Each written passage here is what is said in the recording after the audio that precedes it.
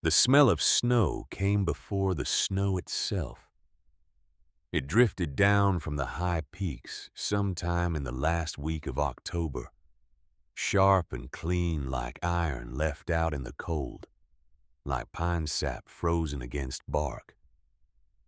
Anyone who had lived in the Wyoming Valley more than a season knew that smell. It was not a pleasant smell. It was a warning. A quiet, ancient warning that the warm days were finished and that everything alive in the valley had better be ready. Maribel Coyle stood in the middle of the road and breathed it in.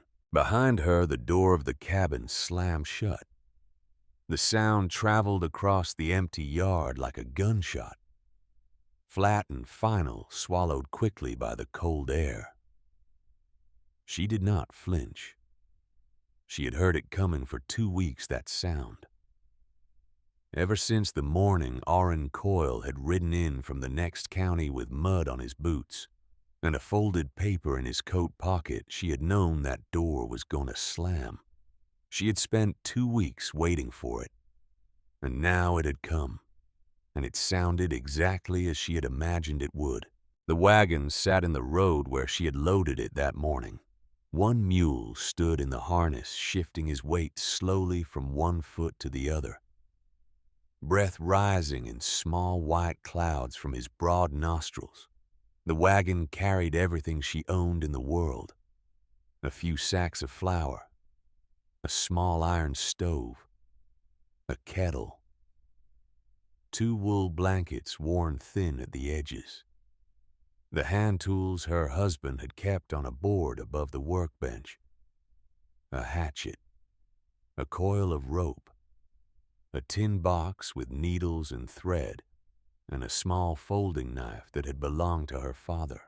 That was all. The window shutter opened a few inches. She could feel Orrin watching her from behind it, waiting for her to cry or beg or fall to her knees in the dirt road. She kept her back straight and her eyes forward. She had been 20 years old when she came to this valley. 20 years old and newly married to Clement Coyle, who had wide shoulders and a slow smile and hands that knew how to work. He had built the cabin himself, and she had helped him. She remembered every morning of it, the way the logs smelled when they were fresh cut, the way Clement would stop at midday and wipe his face with the back of his arm and look at what they'd built so far with an expression that was half pride and half disbelief. She had held the ladder. She had passed him nails from a tin bucket. She had mixed mortar for the chimney stones while he lifted them into place one by one. 3 years they had lived in that cabin. 3 years of wood smoke and garden rows and winter nights with the fire low and the quilts pulled up and the wind working at the window frames. 3 years of a life that was not easy, but was entirely their own. Then Clement had gone out in a November storm to find a steer that had broken through the fence line, and he had not come back. They found him 2 days later at the base of a ravine half buried in snow. The horse had come home without him. That was how she had known. She had buried him herself. The ground was frozen, and 2 neighbors had helped with the digging, and the preacher had said the right words over the mound of brown earth. And then everyone had gone home, and Maribel had gone inside and sat in the chair by the cold stove and stared at the wall for a long time. That had been in November. Orrin Coyle had arrived at the end of December. He came with the folded paper in a manner that tried to be apologetic, without quite managing it. He explained what she already knew. The law in this territory was plain. When a man died without a proper written will, his land passed to his closest male relative. Clement had no brothers. His father was dead. That left Orrin a cousin she had met exactly once before at the wedding, where he had drunk too much and made a remark about her that Clement had not appreciated. The law was the law. She could have argued. She could have found a lawyer in the county seat and spent the winter in courts and filing offices. She had thought about it. She had thought about very little else in the 2 weeks since Orrin's arrival. But she had no money for a lawyer. And lawyers in this territory did not work for nothing, and the law was in fact exactly what Orrin said it was. Men had written it, and it said what men wanted it to say. The shutter opened a little wider. His voice came through the gap, flat and without warmth. "You'd best head south," Orrin said. "Storm season's coming." Then he closed the shutter. She stood for another moment in the road. The whole valley lay spread around her, golden and still in the October light, the mountains rising on every side with their dark timber and their snow-dusted peaks. The farms were quiet. No one came outside, but she knew they were watching from behind their own windows the way people always watch when someone has been cast out. She climbed onto the wagon seat. The mule shifted impatiently and tossed his head. "Well," she said quietly to the animal, and to herself, and to no one else. "Looks like it's just us." She did not turn south. She turned north. The road that ran south out of the valley wound down toward the lower grasslands and the town of Crestfall, where the winters were milder and there was a church with a poor box and a women's charitable society that gave out blankets and soup. That was where everyone expected her to go. That was where a sensible woman with no money and a winter coming would go. Maribel Coyle turned the mule north toward the mountains. She was not sure exactly why she did it. She would think about it later and try to explain it to herself. And the best she could manage was this going south meant going toward people. And people meant charity. And charity meant becoming exactly what Orrin Coyle's expression had said she was when he stood at that window. A woman to be pitied. A woman who needed to be taken care of. A woman with nothing. She was not going to be that. North meant the high country, the mountains, empty land that no one farmed because no one wanted it steep and rocky and brutal in winter. But it was October, only October, and the heavy snows were still weeks away. She had a wagon, a mule, a stove, flower tools, and 2 blankets. She had the skills Clement had taught her. She knew how to trap and how to find water and how to read weather. If she could find a place to shelter before the real storms came, she might survive. That was all she needed, a place. The road climbed steeply as soon as she left the valley farms behind.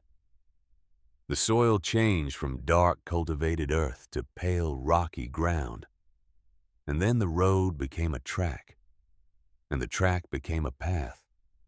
And the path wound up through stands of tall ponderosa pine, whose trunks rose like columns into the pale blue sky.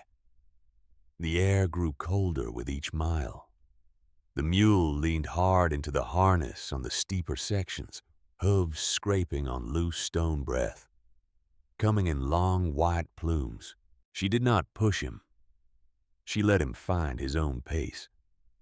By mid-afternoon, the path had narrowed to almost nothing. Fallen branches crossed it in several places, and she had to climb down and drag them aside before the wagon could pass. Her hands were red from the cold. She had wrapped her coat tight, but the wind found the gaps at her collar and wrists and worked its way in with a steady, patient persistence. The mountains above her were dusted with fresh snow, brilliant white against the gray sky. At the top of a long ridge, she stopped and looked back. The valley was small below her, a patchwork of brown fields and gray fencing, the rooftops of farmhouses tiny as toys. From here she could see Clement's cabin, or rather the cabin that was no longer Clement's, the roof she had watched him shingle on an August morning 3 years ago. The chimney was already putting out smoke. Orrin had wasted no time building his fire. She turned away and kept going. The mule stopped in the late afternoon without being asked. Not from tiredness. He stopped with his head raised and his ears forward and his nostrils working steadily, reading something on the air that she could not yet read. He turned his head slowly toward the right side of the path, toward a narrow ravine that dropped sharply into the earth, its sides thick with moss and winter-gray ferns and fallen timber. She had learned not to ignore him when he did this. She set the brake on the wagon and climbed down. The ground was hard and uneven, and she picked her way carefully to the edge of the ravine and looked down. The bottom was perhaps 30 feet below a dark cleft in the earth, choked with boulders and deadfall. She could hear water. But something else. She looked more carefully at the bottom of the ravine, and then she understood what the mule had smelled because she could see it. A thin, pale mist moving above the surface of the water. Not the mist that cold mountain streams threw off in the morning. Something steadier. Something that rose continuously and drifted without wind direction, curling among the boulders in slow, soft spirals. Steam. She stared at it for a long moment. Then she started down the slope. The descent was rough, and she went slowly, gripping roots and branches for balance, her boots slipping twice on wet moss. The air changed as she went lower. By the time she was halfway down, she could feel it. Warmth. Not the warmth of sunlight. Something deeper. Something that came from the earth itself, rising steadily through the rock. At the bottom, she knelt beside the stream and put her fingers into the water. It was hot, not merely warm. Hot. Far hotter than any creek in these mountains had any business being far hotter than the October air, a heat that came from somewhere deep below the ground, where the earth stored things no one could see. She pulled her hand out and looked at it. Then she looked at the stream, following it with her eyes, to where it emerged from the far wall of the ravine, a crack in the rock face perhaps 6 feet tall, dark beyond the opening with a steady breath of warm air, rolling out of it like the exhalation of something sleeping. She walked toward it. The opening was wider than it looked from below. She stepped through it carefully, one hand on the rock wall, and stood just inside, and let her eyes adjust to the darkness. The cave was large. Not enormous, but large. The ceiling rose perhaps 15 feet above the floor. The walls were smooth-shaped by some old, slow movement of rock and water, and they were dry to the touch, dry and faintly warm. The stream ran along the left side of the floor, entering through a crack near the back wall, and flowing out through the entrance. The warm air moved through the interior in a gentle, constant current. Not wind exactly, more like breathing. The floor was nearly flat. There was enough room for a bedroll, enough room for the stove, enough room for all her supplies with space to move between them. She stood very still in the warm cave and listened. Outside, the wind had picked up. She could hear it moving through the pine tops, that low rushing sound that meant the temperature was dropping. She could hear the stream. She could hear her own breathing. That was all. She put her palm flat against the wall. It was warm against her skin. The rock itself was warm, heated from below by the same forces that heated the stream. A slow, deep warmth that the stone had absorbed and held. She looked at the entrance. It faced roughly south. The worst of the Wyoming winter wind came from the north and northwest. The wind would strike the mountain face and break apart before it reached the cave mouth. The ravine itself would catch and slow whatever snow fell, piling it along the slopes, while the cave entrance stayed relatively clear. She thought about the valley below. She thought about the wood piles that every family was building right now, chopping and stacking and worrying whether they had enough to last until March. She thought about Oren's chimney and the smoke rising from it. She thought about what winter felt like when you had enough wood and what it felt like when you didn't. Then she thought about this cave, this warm, dry, sheltered cave with its own permanent heat source, with water flowing through it that never froze with stone walls, that held warmth like a banked fire. She walked back out to the ravine entrance and looked up at the slope and then up further to the rim where her wagon sat, and the mule waited with his reins tied to a branch. She climbed back up. It took her most of the remaining daylight to get the mule and wagon as close to the ravine rim as she could manage, unhitch the mule, tie him to a pine tree with enough rope to reach fallen grass, and begin carrying supplies down. The wagon itself would not fit through the cave entrance, and she was not sure she could get it down the slope intact anyway. She left it at the rim and carried everything by hand. It took 3 trips for the flour sacks. The iron stove required a different approach, and she stood at the top of the slope for a while thinking about it, before she found a way to lower it on the rope, guiding it around the worst of the boulders while she descended ahead of it. It arrived at the bottom dented on one corner, but otherwise whole. By the time she had moved everything she needed into the cave and set it against the right wall, the light was nearly gone. She arranged her bedroll on the cave floor near the stream, where the warmth rose most steadily, and wrapped one blanket around her shoulders, and sat with her back against the warm stone. She ate cold biscuit from the tin she'd packed that morning and drank from the stream. The water tasted clean. Mineral, faintly the taste of deep rock, but clean. Outside the cave, the wind rose and fell in the pines. The temperature was dropping fast.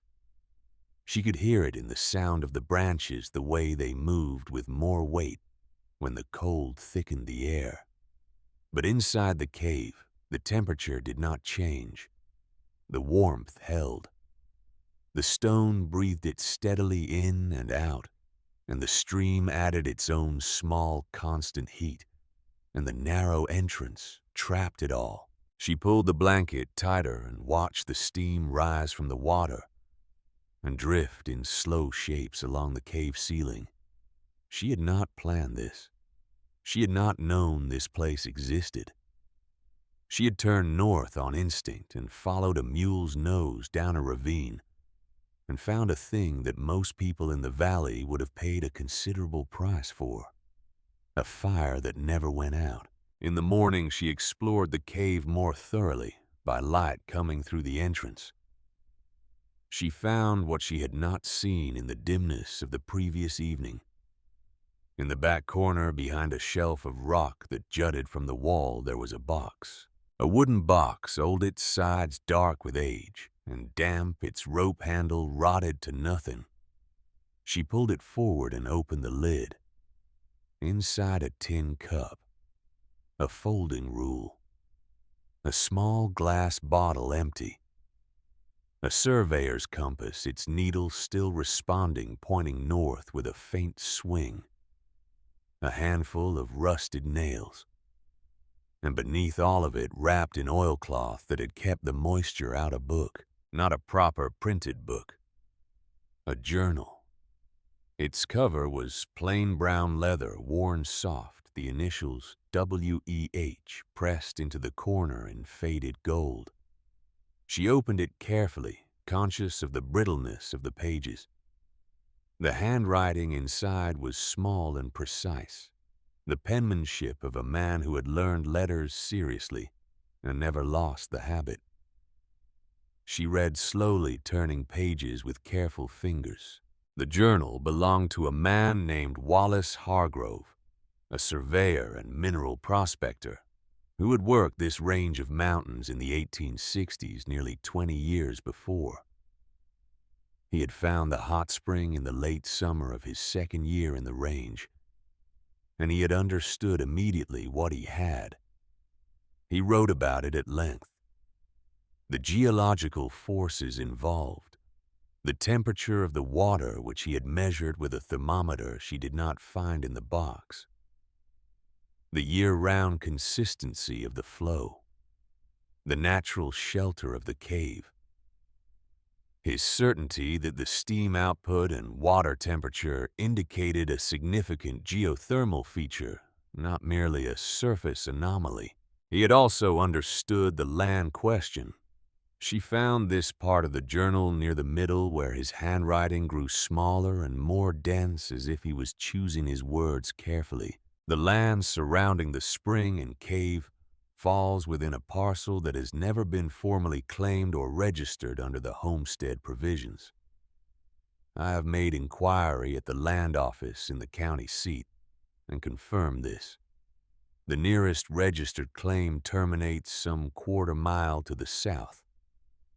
A man of sufficient determination and resources might file a proper claim and establish residence which, under the terms of the act, would, after 5 years of improvement, grant him title. I am not that man. My health has turned against me this past season, and I do not expect to winter in these mountains again. But the spring is real and the land is open, and the man or woman who finds this journal will know what I knew. She read that last line twice.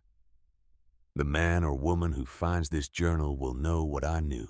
She sat back against the cave wall with the journal in her lap and listened to the stream moving over its stones and the wind working through the pines outside and the deep, steady warmth of the mountains surrounding her. Wallace Hargrove had been a surveyor. He had measured things and written them down and known what they meant. And what he had written down in this journal in careful, precise handwriting on pages wrapped in oilcloth that had kept them dry for nearly 2 decades was that this land was open, unclaimed, available to whoever was willing to live on it and improve it and file the proper papers. She thought about the law that had taken Clement's cabin from her. The same law that had given everything to Orrin Coyle because he was male, and Clement was dead. The same law that said land passed through men to men because women were not considered capable of owning the ground they stood on. But the Homestead Act said something different. She knew this because Clement had talked about it in the early months of their marriage, when they were still building and planning and imagining what they might do if they ever had more land. The Homestead Act allowed any citizen over 21 years of age to file a claim on open land. It did not say man. It said citizen. She was 23 years old. She was a citizen. She was standing on open land. She looked at the journal again. Hargrove had noted the legal land description. Township range section. The surveyor in him had been unable to resist the precision. She checked the notation against the compass. It matched where she was standing. She closed the journal carefully and wrapped it back in its oilcloth and placed it back in the box. The first snow fell the following morning. She stood at the cave entrance and watched it come down through the pine branches. soft and quiet, the flakes drifting in long, slow diagonals across the ravine. The mule stood in the trees above thick-coated unbothered. Snow settled on his back, and he shook it off occasionally without concern. Behind her, the cave was warm. The steam rose from the stream. The stone held its heat. She wrapped her hands around her tin cup of hot water from the spring and watched winter arrive, and felt for the first time since the morning the door had slammed behind her something that was close to calm. She did not know what was coming.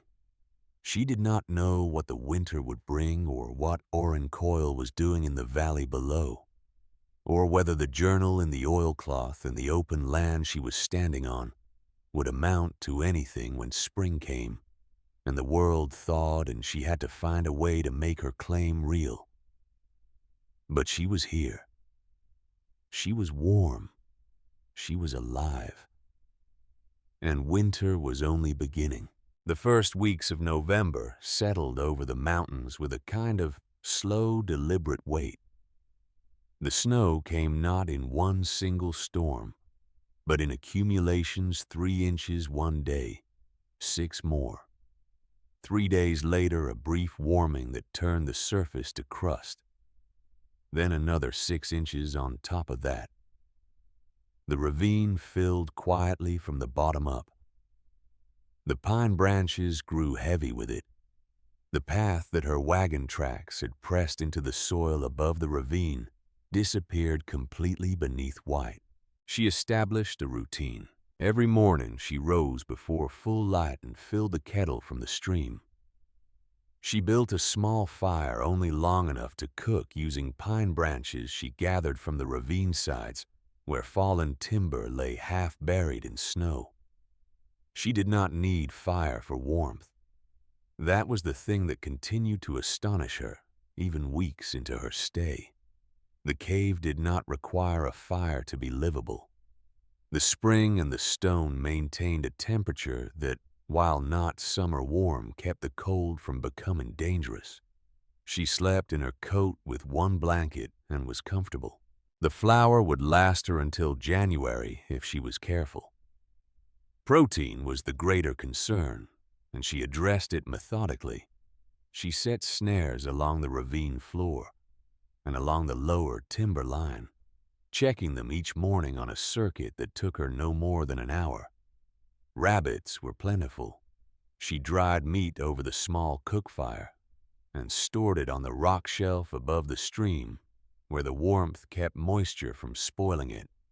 Pine nuts could be found under the snow if you knew where to scrape.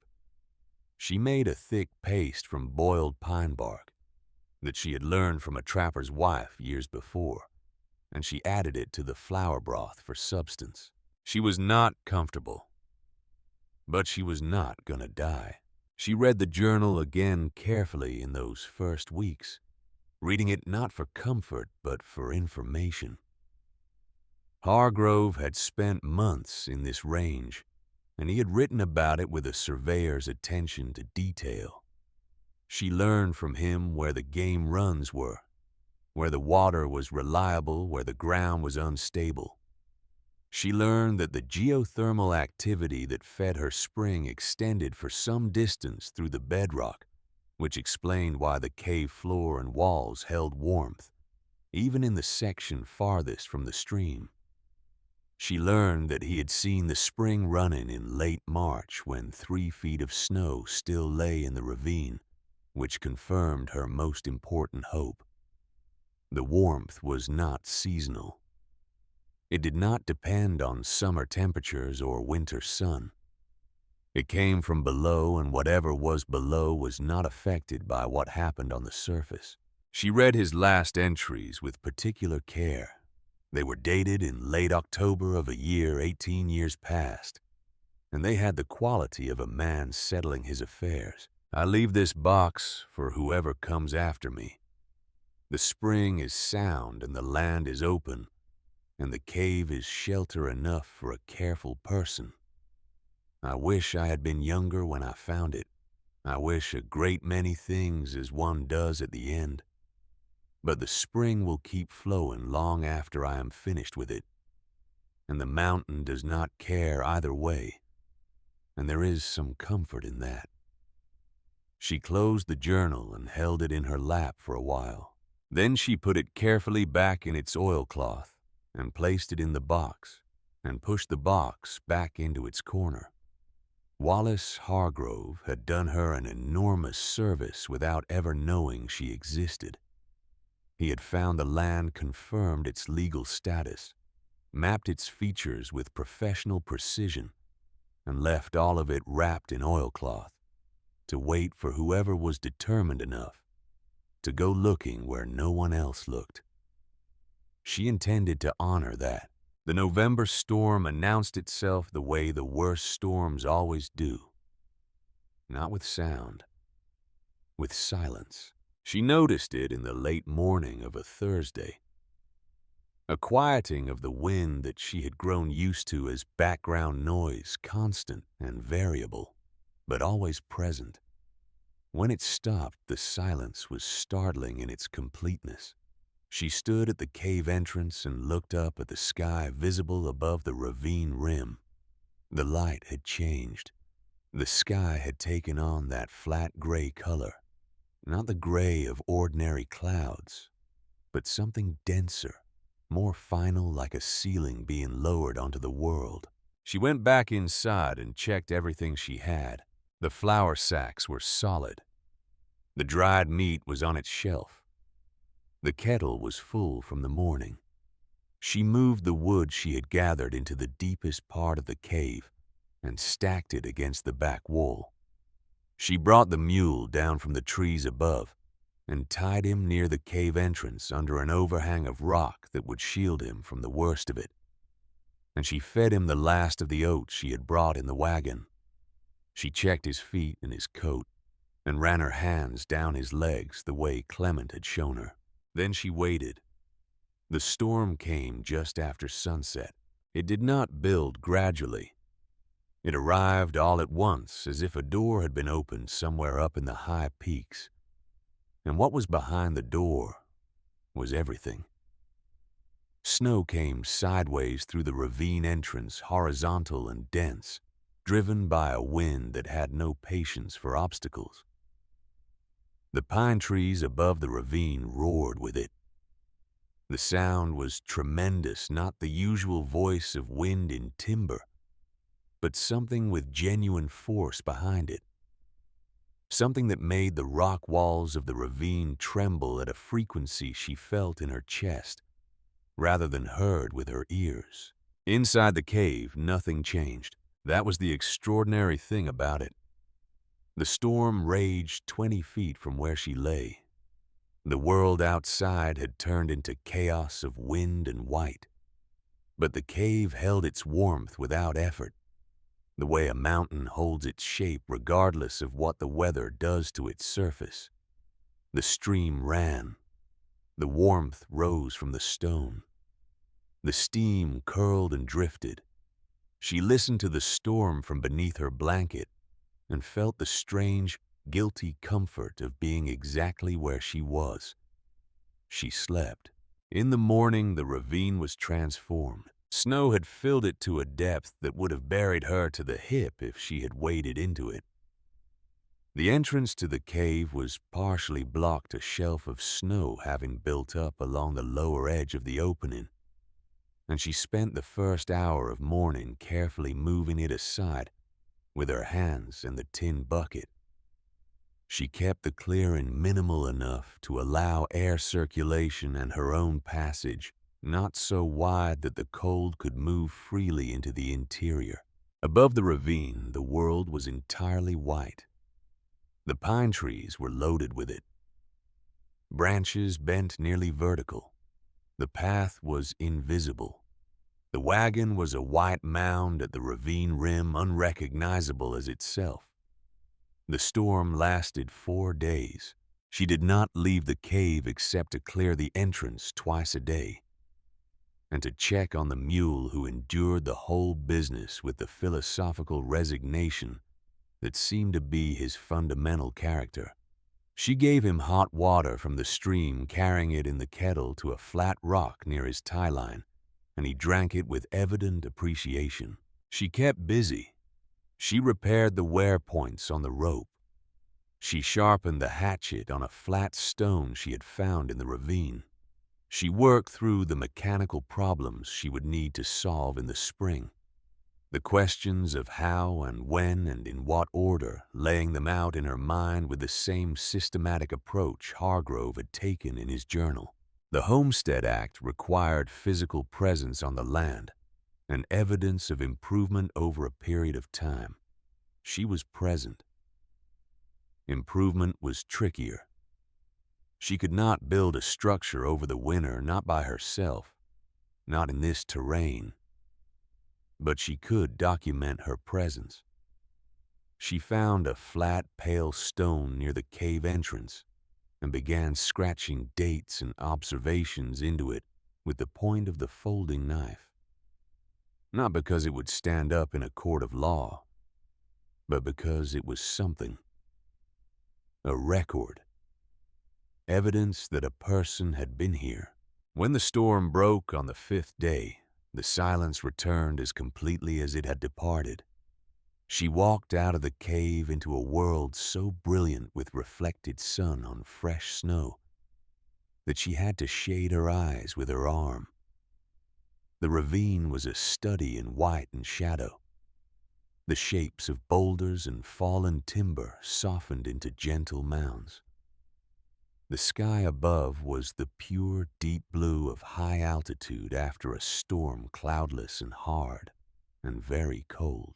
She climbed up to the ravine rim and looked out at the mountains.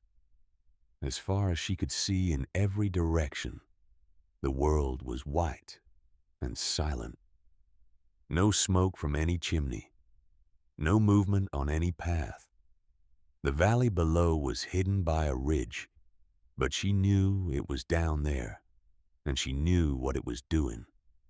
It was burning wood. It was burning wood as fast as it could cut and split it, and it was praying that the piles would last until March. She went back down into the warmth of the cave and boiled water for the morning. It was 3 weeks after the great storm in the deepest dark of December that the second crisis came. Not from the weather, from the mountain itself. She woke in the night to a sound she had never heard before. Not loud exactly, but huge, a low, grinding vibration that came through the floor of the cave rather than through the air. The sound of something massive shifting somewhere deep in the rock. She sat up immediately, fully awake. Then she heard the water. The sound of the stream had changed. Instead of its usual steady musical movement over stone, she heard something interrupted, turbulent, wrong. She lit the lantern and went to the stream. The flow had slowed dramatically. Where the water usually ran 3 or 4 inches deep across the flat stones, it was now barely covering the bottom. And at the back of the cave where the stream emerged from the crack in the rock wall, something had changed. She held the lantern up and saw what it was. A section of rock had shifted inward. A slab perhaps 4 feet wide and 2 feet thick had moved. Not collapsed entirely, but rotated on some deep axis, and in doing so had partially blocked the crack through which the stream entered. The warm water was still coming. She could hear it behind the slab, feel the warmth through the blockage. But it was constricted. The flow was perhaps a quarter of what it had been. She stood very still and thought about this. The spring was not gone. The heat was not gone. But if the stream flow dropped much further, the heating effect in the cave would diminish. She could build fires, she had the wood, but fires could not fully replace what the spring provided, and eventually her fuel would run out. More immediately, the reduced warm flow meant the cave floor temperature would begin dropping within days. She looked at the slab. It was rock. It was heavy. She was one person with her hands in a hatchet and a coil of rope. But Clement had taught her things about leverage and weight and how a smaller force could move a larger one if it was applied correctly and patiently. She had watched him move stones that looked impossible one corner at a time, finding the balance point and working it until the stone agreed to move. She went back to the supply shelf and found the longest piece of the rope and the iron bar she used as a tent stake and the hatchet, and she went to the back of the cave. It took her 2 days. The first day she spent finding the fulcrum point, chipping a notch into the floor with the hatchet for the iron bar, getting the angle right. Her hands blistered from the cold and the effort, and she stopped twice when her arms gave out entirely and sat against the wall breathing hard in the lantern light. The stream trickled past her feet. The second day she made the bar work. It was not a dramatic moment. There was no great crack or sudden shift. She had been working the bar in short, controlled movements for perhaps an hour when she felt the slab give slightly in a new direction. A rotation back the way it had come, and she maintained the pressure carefully, incrementally, not forcing it but guiding it. And the slab moved another fraction of an inch and then another. She could feel the water pressure on the other side now. The spring itself helping her, the accumulated weight of warm water, pushing against the blockage from within. The slab rotated back. The stream returned. Not all the way, perhaps 3/4 of its former flow. And she suspected it would never be quite what it had been. But the warmth came rushing back through the crack in a gust of hot mineral air that hit her face like an open oven door, and she sat down on the cave floor in the steam and shook for a while before she could stop. She had solved it alone. Nobody had seen her do it. Nobody was going to come and congratulate her for it. But she had found a problem that could have killed her by slow cold, and she had sat with it and thought about it and worked it until it moved. She ate everything she had that evening, a real meal flour biscuits and the last of a rabbit she'd caught the previous week, and hot broth thick with pine bark paste. She ate it all and lay back on her bedroll and listened to the stream running at 3/4 and told herself that 3/4 was enough. It was in the second week of January when the man appeared at the top of the ravine. She had been at the cave entrance collecting snow to melt for extra water when she saw the movement above. A figure. Dark coat against white snow moving unsteadily, stopping moving again.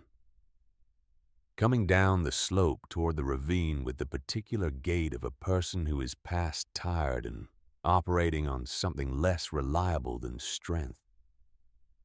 She watched him for a moment. He reached the ravine rim and stopped there, swaying slightly, and looked down. He could not see her yet. The cave entrance was below the rim line, and the steam that rose from it would not be visible from that angle.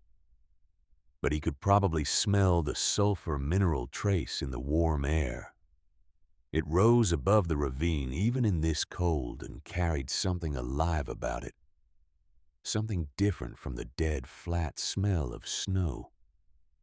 He started down the slope. He was young, or at least younger than she would have expected, perhaps 30. With a beard that had grown in rough patches as if from neglect rather than intention. His coat was wrong for the altitude, too thin for January in these mountains. His boots were cracked along one sole. She could see the gap from 20 feet away. He moved like a man who had been cold for a long time. When he reached the ravine floor, he saw her and stopped. They looked at each other. She had her hatchet on her belt and her hands free. She did not reach for it, but she did not move toward him either. She had learned from Clement and from her own years in country like this that the first few seconds of an encounter with a stranger told you something. What she read in this man was simply exhausted, not threatening. Just a person who had used up most of what he had, getting here and didn't have much left for pretense. "Hot water," he said. His voice was rough from cold. She looked at him for another moment.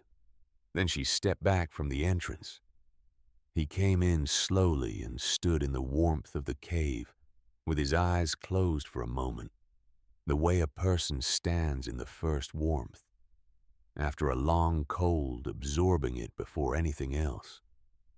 His coat steamed faintly as the cold in the fabric released. She filled the kettle and set it on the small fire shelf and fed a handful of sticks under it.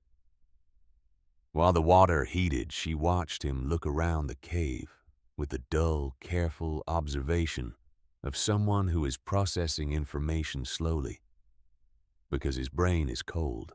He told her his name was Pearly Goss. He was from the valley below. He had been trying to reach his brother's claim farther east, along the mountain range, when the storms had closed the passes, and he had been moving along the high line below the worst of the snowfields for 3 days. He had a small amount of food left and had been looking for running water, which was how he had found the ravine. She gave him hot water and a portion of dried rabbit and watched him eat. Then she asked what was happening in the valley. He told her. He told her the obvious things first.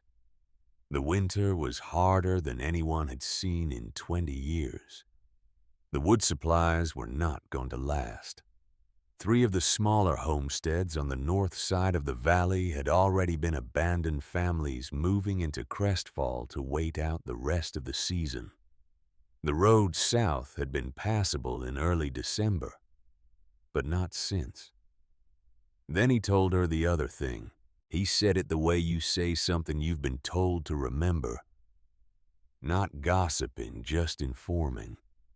Orrin Coyle had been making noise all through November and December about selling a parcel to a surveying company that was doing preliminary work for a rail line being considered through the mountain passes. The rail company wanted 2 things, a right-of-way route and a reliable water source for their steam operations. Hot water was particularly valuable because boilers required less fuel to heat water that was already warm, and a year-round hot spring would reduce the operating costs of a mountain rail line significantly. She kept her expression still. Orrin was apparently searching, Pearly said. Had sent men up into the foothills twice before the worst of the winter. They had not found what they were looking for. He could not say exactly what they were looking for, but the phrase that had gone around the valley was hot spring. She kept her face neutral. She poured more water for him and asked if he needed the rope to help him back up to the ravine rim when he left. He said he did and thanked her. He stayed 2 hours until he was warm enough to move efficiently. When he left, he climbed back up the ravine slope with the rope she let him use, and she watched him from the entrance until he disappeared over the rim into the pine timber. Then she stood at the entrance for a long time, looking up at the gray winter sky. Orrin was looking for hot spring. He did not know where it was. He had sent men to look, and they had not found it. The mountain range was large and wild, and this ravine was not on any map she knew of. And the only man who had mapped it precisely was dead, and his notes were in a box in the back of her cave. She turned slowly and looked at the box on its rock shelf. In the box was a journal with a legal land description written by a professional surveyor. In that journal was language that confirmed the land was unclaimed. She was on it physically present with evidence of habitation and the beginning of improvement. The Homestead Act did not require a lawyer. It required a filing. She could not file in January with 3 feet of snow on the ground and every road closed. But she could be ready to file the moment the roads opened in spring. And in the meantime, she was the only person in the territory who knew exactly where this spring was. She looked at the stream running warm and steady over its stones. The steam rose and drifted. Orrin had the cabin. He had the land in the valley and the law on his side and the letter of everything that had been written by men for men. He had all of that. But he did not have this. He had no idea this existed. He had been sending men into the mountains looking for something that was already legally available to claim. And he had no idea that the woman he had thrown into the road was sitting on it. She picked up Wallace Hargrove's journal and held it. He had written, "The man or woman who finds this journal will know what I knew." She knew what he knew. She also knew something Hargrove had not had the chance to act on. She was going to file that claim. January settled over the mountains with the particular cruelty of a cold that no longer needed to announce itself. The storms of November and December had been violent in the way of a thing asserting dominance. January was different. January was simply cold steadily and entirely the way a long fact is cold without drama or variation. Just the constant pressing weight of a temperature that did not intend to change. In the cave, the stream ran. The slab-shifted crack at the back wall had settled into its new position, and the flow had stabilized at the 3/4 level she had worked to restore, and the cave temperature held. She had learned the cave's rhythms by now, the way you learn the rhythms of a house you've lived in for years. She knew where the warmest pockets were and where the cold air from the entrance pooled at night. She knew that the steam output increased slightly in the hours before dawn. Something to do with the temperature differential, she thought. She knew the sound the stream made when the flow was good, and the different sound it made when something upstream had shifted. She survived January. She moved through her days with the quiet economy of a person who has stopped spending energy on worry and has put all of it into the practical. She trapped. She maintained her snare circuit. She gathered and dried and stored. She read the journal until she had memorized the relevant legal passages. She kept her record on the flat stone by the entrance, scratching each date with the knife. She thought about spring. She thought about the county seat, which was a 2-day ride from the valley in good conditions. She thought about the land office, which kept regular hours and required an in-person filing with a land description and a filing fee of $14, which she did not have. The $14 was a problem she turned over and looked at from every angle during the long January evenings. She had no money. What she had was dried rabbit, the contents of the wagon she had left at the ravine rim, and the knowledge of what she was sitting on. She thought about Thaddeus Mercer, the rancher whose land bordered the valley road, whom she had known slightly from the years she and Clement had been neighbors. He was a fair man, or had the reputation of one which in this country was worth something. She thought about whether there was a way to convert what she knew into the $14 she needed before the spring roads opened. She was still thinking about it when February brought the men to the ravine. She heard them before she saw them. Not the careful, lone sound of pearly goss exhausted and alone, but the heavier sound of multiple people moving through snow, the particular rhythm of men who have come from somewhere with purpose. She was at the cave entrance immediately, and she heard them above the ravine rim, voices not making out words yet, but 3 voices at least coming down the slope from the north. She looked around the cave quickly. The stream running, the steam rising, the box in the back corner on its shelf. She stepped out of the cave entrance and stood at the base of the ravine slope and waited. 3 men came over the rim. The first one she recognized before he was halfway down the slope. Not from his face, which was half hidden under a pulled-down hat brim and a heavy beard grown thick with cold. She recognized the way he walked, that slightly rolling gait she had seen come across the yard toward her on a December morning 2 months past. Thaddeus Mercer. He was a large man, heavy through the shoulders, and he came down the slope with the careful deliberateness of a man conscious of his weight and the uncertain ground under it. Behind him, 2 other men. She did not know them. They reached the ravine floor and stopped. All 3 of them were crusted with cold, their coats pale with it, their faces drawn from more days out in the weather than any of them had planned on when they set out. Mercer looked at her for a long moment without speaking. Then his eyes went to the steam rising from the cave entrance behind her, and then to the stream running clear and warm at her feet. He stared at the steam with an expression that moved through disbelief and into something closer to wonder. "Good God," he said finally. His voice was rough from cold. "You're alive." "I am," she said.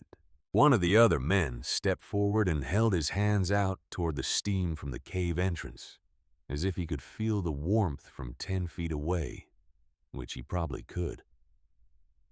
"Is that?" he said. He stopped. Started again. "Is that warm?" "Hot spring," she said. "The cave stays warm all winter. I haven't needed a fire since October." The silence that followed was the particular silence of men recalculating something they thought they understood. She stepped aside from the entrance.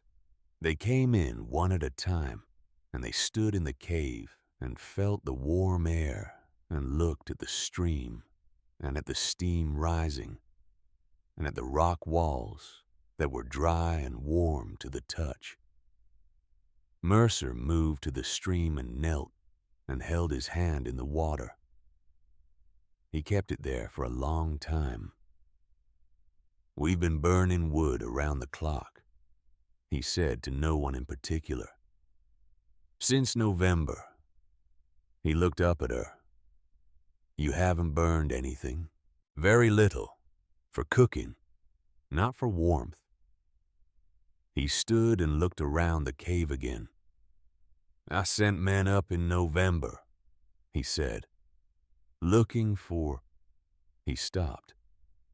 "I know what they were looking for," she said. He looked at her then with a directness he had not quite used yet. She said, "I know about the rail survey and the hot spring they're looking for." She paused. "I've been sitting on it since October." The quiet in the cave was very complete. The stream moved. The steam rose. Outside, the wind moved through the pine tops in its long, cold voice.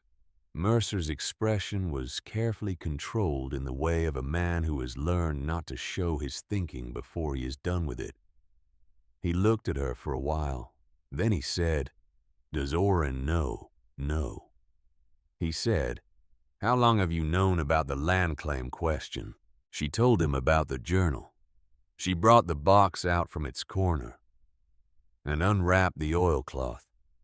and handed Hargrove's journal to Mercer. He read the relevant passages standing there, in the cave in his frozen coat, his lips moving slightly with the words of a man reading something carefully rather than quickly.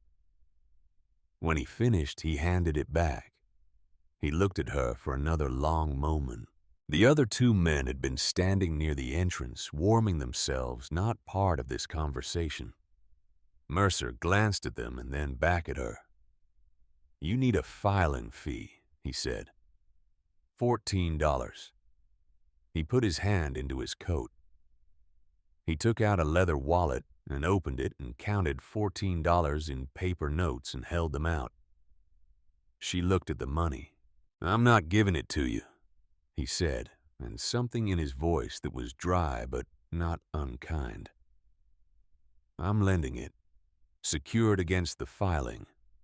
When you get the title, you'll repay me in the arrangement that suits you best, or I'll take it as a first right of access to the water for my stock, which is worth considerably more than $14 to me, either way."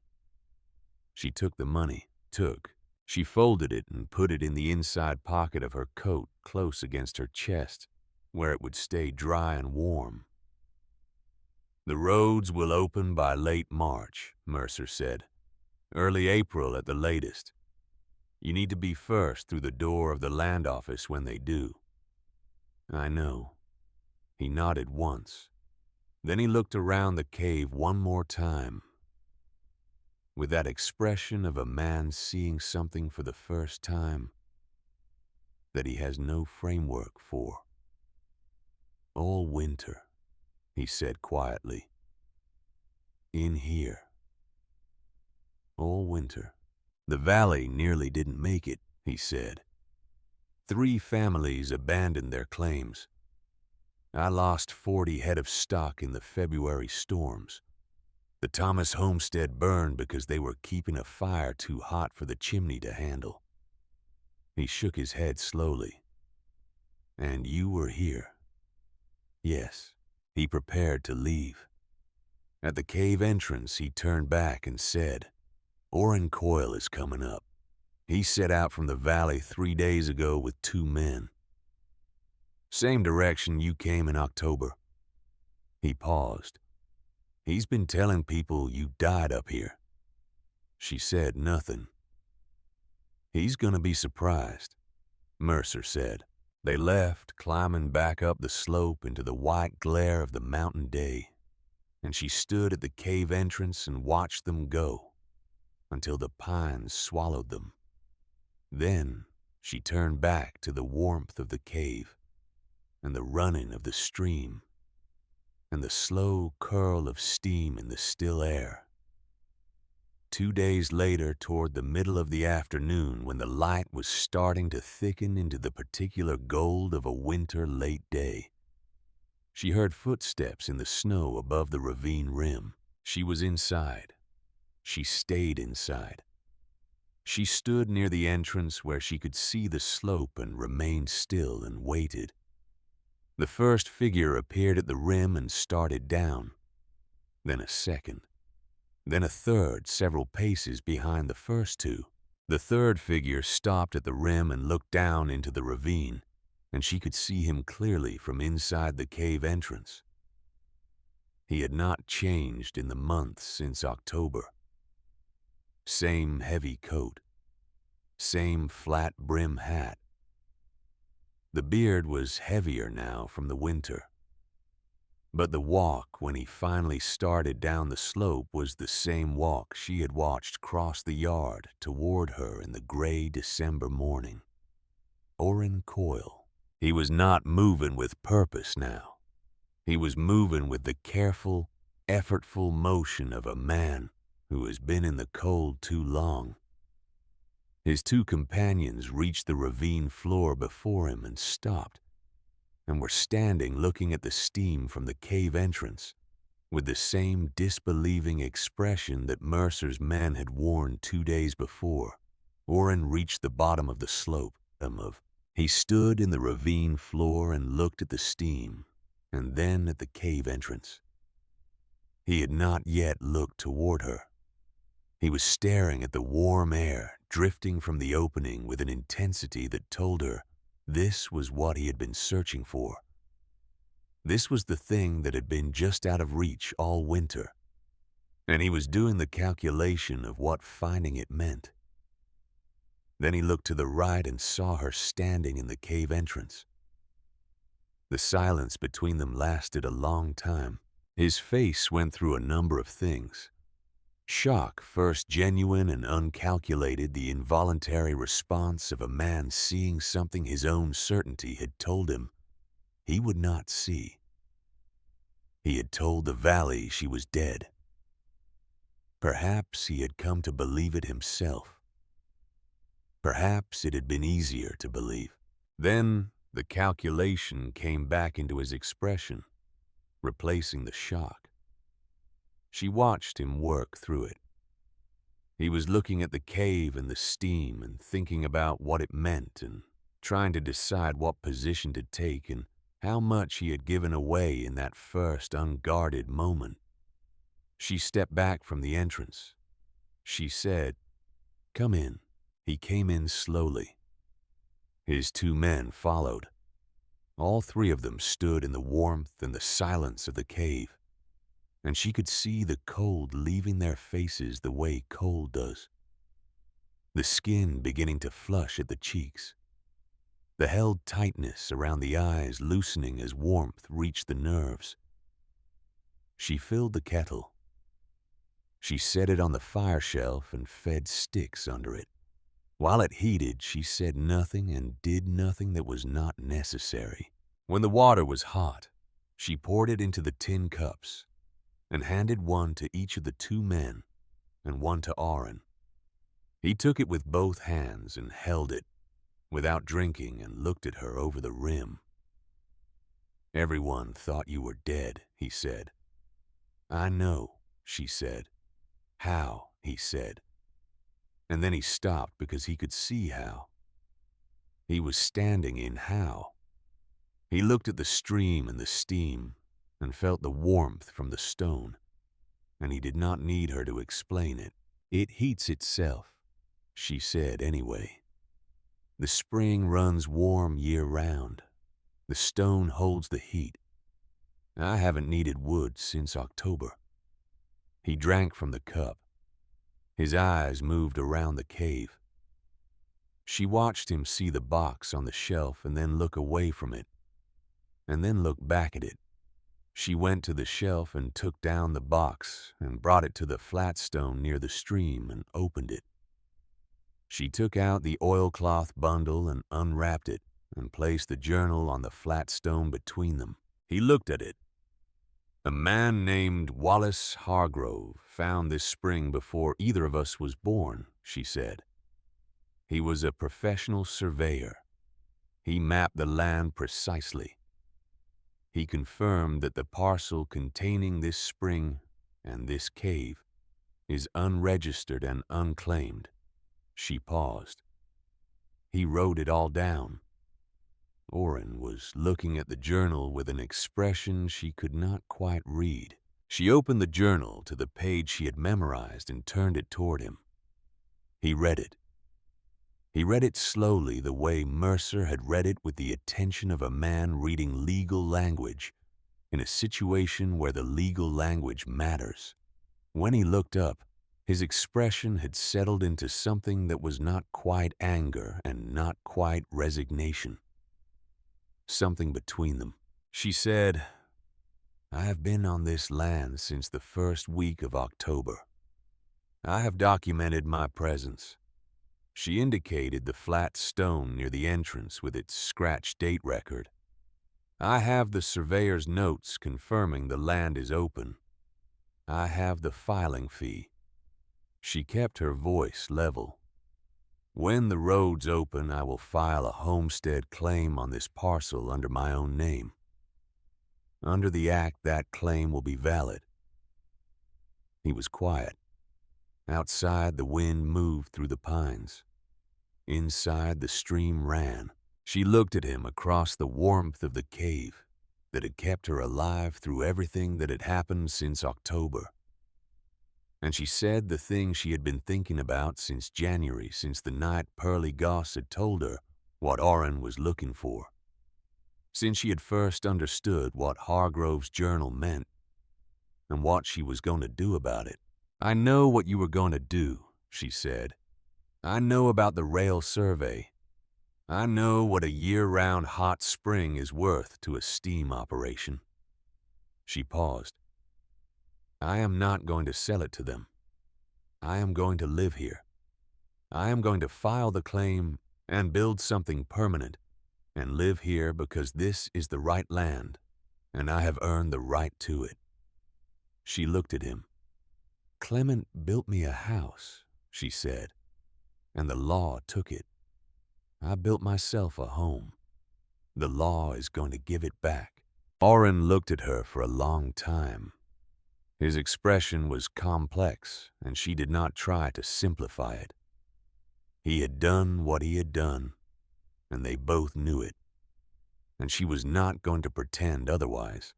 But she was also not going to become what standing here in triumph and bitterness would make her. Finally, he said, "The law." His voice was flat, not quite bitter. Not quite anything she had a name for. "Yes," she said, "the same law." He finished the water in his cup. He set the cup on the flat stone carefully. He looked around the cave one more time, with an expression that had something of Mercer's wonder in it underneath everything else. The warm cave, the running spring, the woman who had survived his eviction notice and found something better on the other side of it. He and his men left. She stood at the cave entrance and watched them climb the slope back to the ravine rim. Orrin went last, moving slowly. At the rim, he paused and looked back down into the ravine, and for a moment she could see his face clearly against the white sky. Then he turned and walked into the trees and was gone. She went back inside. She sat beside the stream for a long time and listened to it run. There was no satisfaction in it exactly, or there was satisfaction, but it was not the satisfaction she might have expected in October, when she had been standing in the road with the door slammed behind her. It was quieter than that, more like the feeling of a weight that has been carried for so long that you have forgotten it was there, and then you set it down, and you feel the difference in your body before you understand it in your mind. She had not beaten Orrin Coyle. She had simply outlasted the situation he had created. She had done what you do when a law is wrong and you cannot change the law. You find another law. You find the ground that law cannot reach, and you stand on it, and you make something real. Clement had taught her that too, though not in so many words. He had taught her by the way he built things one piece at a time, without hurry, trusting that the next piece would fit if you cut the previous one true. She looked at the stream. She looked at the box with Hargrove's journal in it. She looked at the flat stone by the entrance with its careful record of dates. Then she looked at the cave. Really looked at it. Not as shelter, not as survival, but as what it actually was.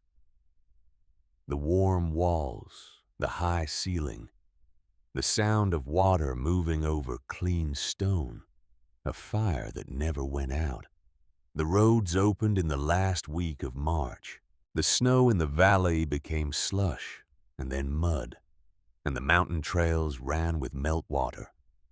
And the path down from the ridgeline that she had carved and cleared and maintained through 4 months of winter was passable before any of the valley roads were fully negotiable.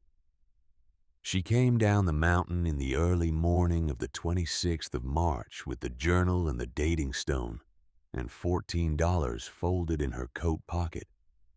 and the mule moving easily down the clear trail. And she rode through the valley without stopping and kept going south toward the county seat. She passed Clement's cabin. The yard was messy in the way of a man who lived alone and did not care about order. Smoke from the chimney. A stack of wood that had gotten very low, and then been partially replenished with green wood that would smoke badly. She did not stop. She reached the county seat on the morning of the second day. She found the land office in a one-room building beside the assayer's office, and she went inside and waited at the counter. The land officer was a small man with careful eyes and ink-stained fingers, who had clearly dealt with every variety of person the territory produced. He looked at her without particular expression when she came to the counter. She laid Hargrove's journal on the counter and opened it to the legal description. She placed her dating stone beside it. She put down the $14. She said, "I'm filing a homestead claim. I've been in continuous residence on the parcel since October. The land is unregistered. My surveyor's documentation is 20 years old. But the legal description is accurate, and I can provide a signed statement from a neighboring landowner confirming my residence." The land officer looked at the journal. He looked at the dating stone. He looked at the money. Then he looked at her. She held his gaze and kept her hands flat on the counter and said nothing else because there was nothing else to say. Either the law said what she believed it said or it did not. And she would find out here at this counter on this morning, and she had done everything she could do to be ready for this moment. He pulled a form from the shelf behind him and set it on the counter. "Name," he said. "Maribel Coyle," she said. He wrote it down. The news traveled back to the valley faster than she did. Word moved the way word always moves in country like this, from one farm to the next. Along the fence lines and the creek paths, past between men at the feed store, and between women at the well, changing slightly with each telling but retaining its essential shape. A woman had filed a homestead claim on the mountain parcel with the hot spring, the parcel that the rail survey had been looking at. She had been living there all winter. She had survived the worst winter in 20 years in a cave heated by the spring alone, and now the claim was hers. People came to see. Through April and into May they came, ranchers and homesteaders and a few men from the county seat, some of them with the rail survey company, some of them simply curious.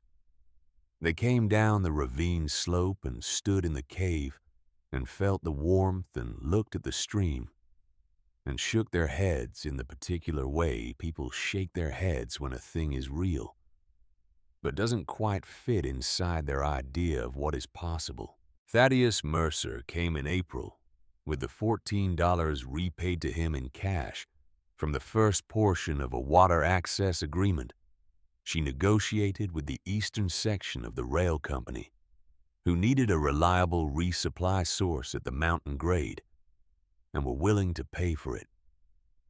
The agreement gave them access to draw from the stream at the ravine's lower point during the operational season, and it gave her a sum that was enough to begin building above the cave entrance.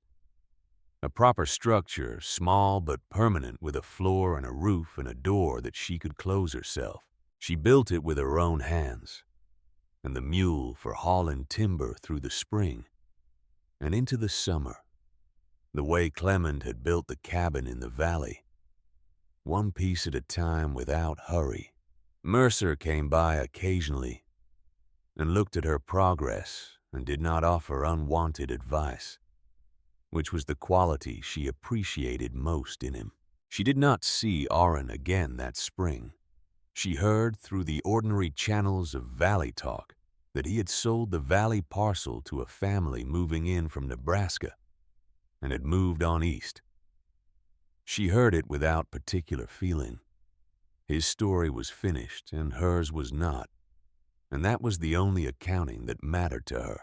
By the time the first summer flowers came up along the ravine floor, the structure above the cave entrance was complete enough to be called a home.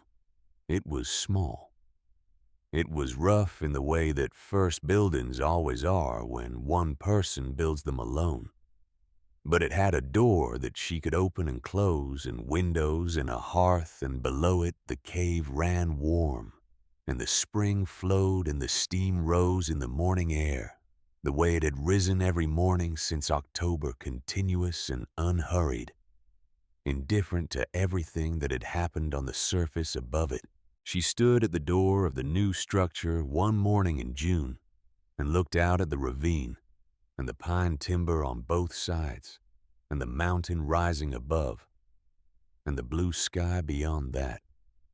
She thought about October, the road in the cold morning, the smell of snow, the door that slammed. She thought about the mule stopping at the ravine rim with his ears forward and his nostrils reading what she could not yet read. She thought about Hargrove's careful handwriting and the phrase he had written in a cave on an autumn afternoon nearly 20 years before, knowing he would not be the one to use what he had written. The man or woman who finds this journal will know what I knew. She had known it. She had used it. She had built something out of it that she owned completely, that had been earned in the old way, the real way, the only way that anything is ever really earned. By going where it was hard to go and staying when it was hard to stay and doing the work that needed doing without anyone watching. All through the winter, the valley below had been burning wood and praying, burning everything it had to stay warm, wearing itself down to the bone of its reserves, surviving by the thinnest margins. She had lived beside a fire that never went out, and now the fire was hers.